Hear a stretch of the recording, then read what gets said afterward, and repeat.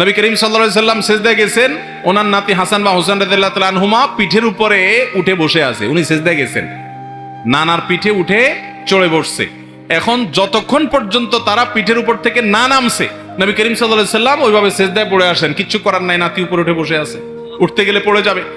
কোন হাদিস থেকে এটা জানা যায় না যে নবী সাল্লাল্লাহু আলাইহি সাল্লাম এরপরে ফাতেমা রাদিয়াল্লাহু তাআলা আনহাকে ডেকে ধমক দিয়েছেন, ফাতেমা কেন নাতিদেরকে ধরো না, আমার নামাজে ডিস্টার্ব হয়েছে। উনি ধমক দিয়েছেন এরকম কোনো প্রমাণ পাওয়া যায় না, বরং ধৈর্য ধারণ করেছেন। এই জন্য বাচ্চারা একটু উল্টা পাল্টা করলে ধৈর্য ধারণ করবেন। মসজিদে আসলে যদি ধমক দেন, ওরা কি সিনেমা হলে যাবে নাকি?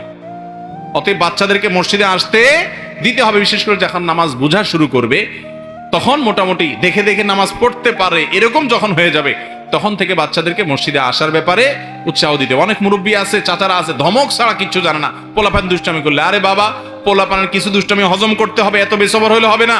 নবী করিম সাল্লাল্লাহু আলাইহি সাল্লাম যদি বাচ্চাদের এগুলাকে হজম করেন, আপনি কে ধমক দেওয়ার? আর এটা আল্লাহর ঘর, আপনি কে ধমক দেওয়ার?